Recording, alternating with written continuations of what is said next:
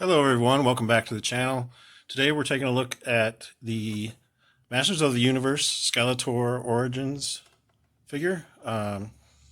So the Origins line is a new line of figures that came out, I believe, in 2020.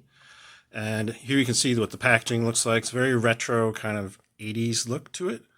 And it says like modern posing retro play. And we'll get into the reason they say that later on in the video.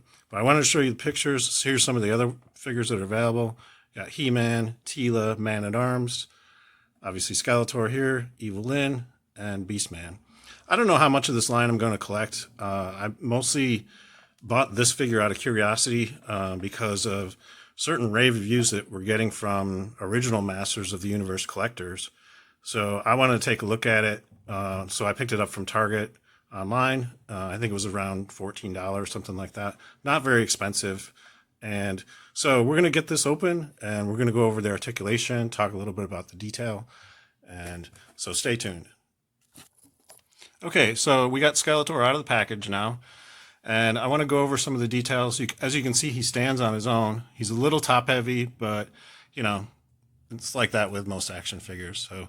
And I want to talk about some of the accessories and features on this. And interesting thing is that the proportions on these new figures are very similar to the vintage line, but the major difference is in the articulation.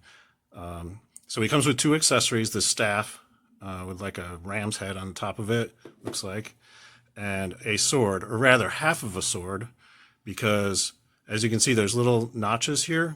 So if you have He-Man, you can actually combine the two, He-Man sword and this sword together to produce a complete sword.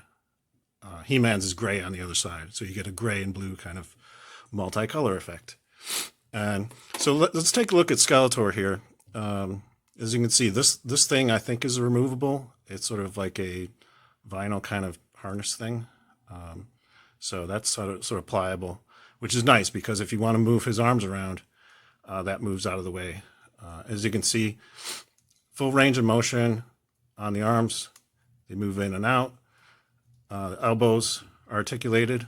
They pivot and bend at the elbow. Wrists articulated. They pivot, bend in and out. And as I showed you, he is capable of holding the weapons. Same on the other side. He kicks out. He's got a bend in the knee and foot articulation. So really quite nice and very different. You can see this pivots as well. Pivots here and pivots here. So yeah, excellent range of motion on this. Very posable. And this is what makes it very different from the vintage line where there was no knee bending, no elbow bending. I think the wrist articulation, if there is any, was very limited. I don't have any vintage examples. I didn't collect this Masters of the Universe when I was younger, so I don't have anything to compare to. I know there's been some criticism of the head sculpt on this particular figure. To me, it looks pretty cool. As you can see, like the mouth is open. So, and head articulation, you can see he's on a ball joint. An interesting aspect of these figures also is that the limbs are removable and interchangeable between the figures. So you can basically pop the arm off and you could put He-Man's arm on here, like the joints are universal. So in other words, you could Frankenstein all kinds of custom figures. If you had a bunch of figures in this line, you'd be able to, pop the limbs off and interchange them between the various figures, and they pop right in. So, yeah, nice range of motion. And that's all about all I have for you. There are other videos online which you can check out. I know Analog Toys, Tony over there at his channel, he has a comprehensive view of the first two waves of figures, and also the Battle Cat and one other vehicle.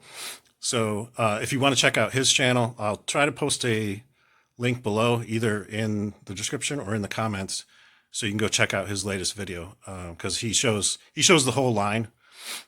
He owns most of the figures in the line now, which is really nice. And his channel's great, by the way. Analog Toys, check him out. So that's all I have for you today. Hope you enjoyed this video. If you did, click the like button. And if you want to see more videos like this, please subscribe to the channel. So have a great day.